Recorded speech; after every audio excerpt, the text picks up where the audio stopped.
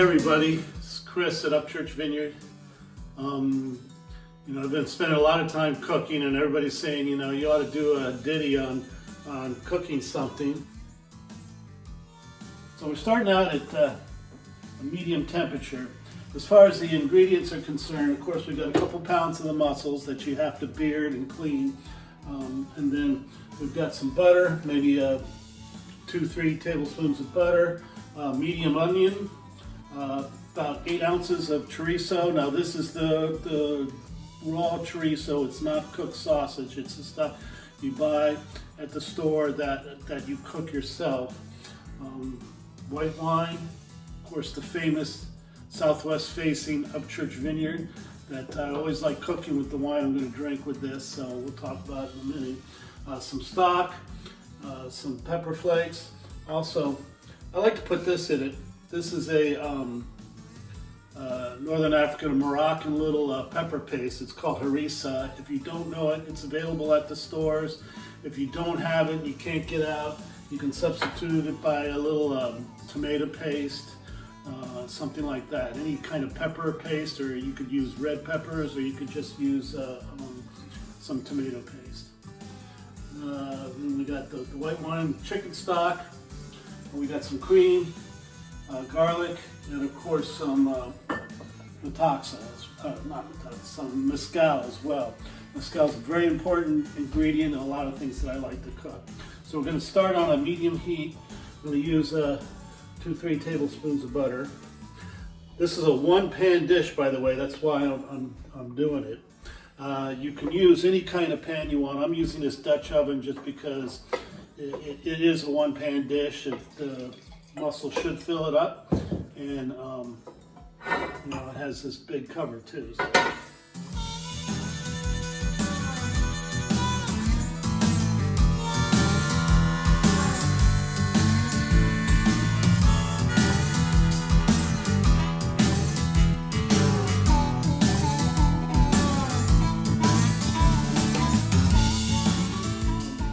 Probably start using the mezcal, so I'm going to do this.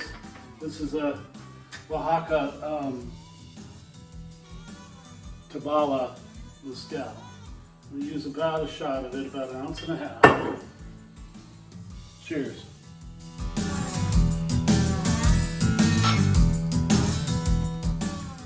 If you don't know the Southwest Facing Sauvignon Blanc by now, then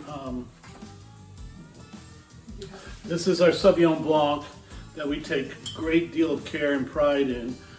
First of all, it's from a vineyard that I helped Dick Boucher plant a little bit. I didn't do the physical planting, but we designed it together with the right clones and the right spacing and everything else that produces a really great Sauvignon Blanc.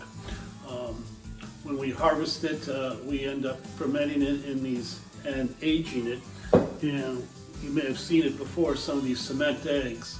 The cement eggs do 3 things. First of all, the thick cement walls keep a nice steady temperature in it. And second of all, the egg shape doesn't have any corners in it, so the yeast or leaves that are in there keep moving around in the wine and encompassing that leesy, exotic, creamy character into the wine because of the shape of the egg.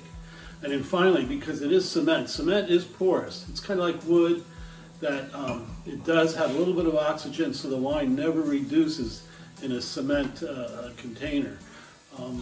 It doesn't impair flavor like wood does, but it does stop it from reducing. And also, it's a lot easier to keep clean and everything than oak barrels. So we do that, and we age the wine actually for 20 months, which is a long time for any Sauvignon Blanc. But we like to do that because we like to make one that's stylistic to the Sauvignon Blanc that we like to make. It's a little bit riper because Washington State is a little bit warmer than France. It's a little bit riper than some of the French wines, yet it's nowhere near the New Zealand really herbal, grassy wines. It's much more of an exotic, creamy, does have grasses, but it also has exotic fruits. It has tangerine, some kiwi, some star fruit, things like that, as well as beautiful acidity and great minerality too that comes from Dick's Vineyard. So it's really a complex Sauvignon Blanc, kind of unlike any other, and that's why we like making it. It's the pretty Dutch girl, Taya's favorite wine, and so we love making it.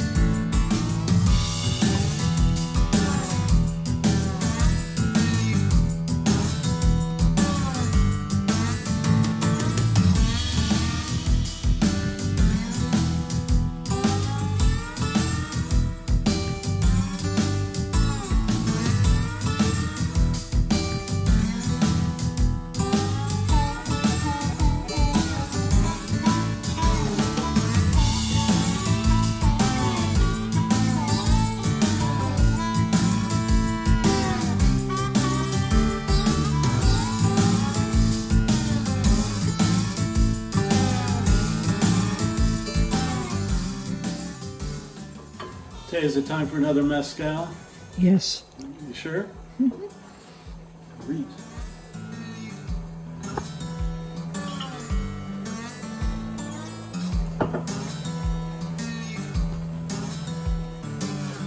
Cheers.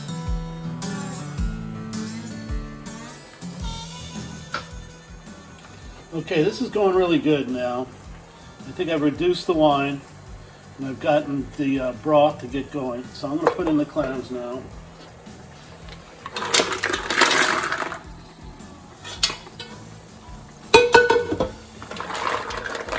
I'm going to stir those in. And I'm actually going to cover it up so it steams real well for a couple minutes. And then we'll open it back up. Okay, that was about 3 or 4 minutes, so let's see how it looks.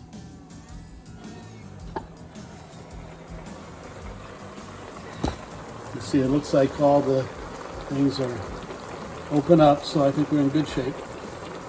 So I'll go ahead and dish it up. Oh, and then I'm going to finish it with the cream.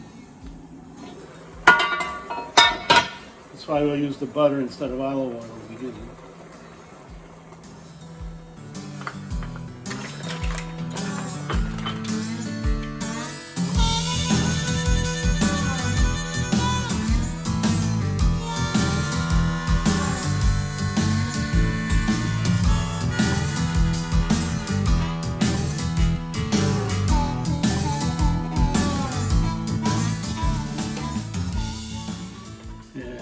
There's our mussels with chorizo and cream.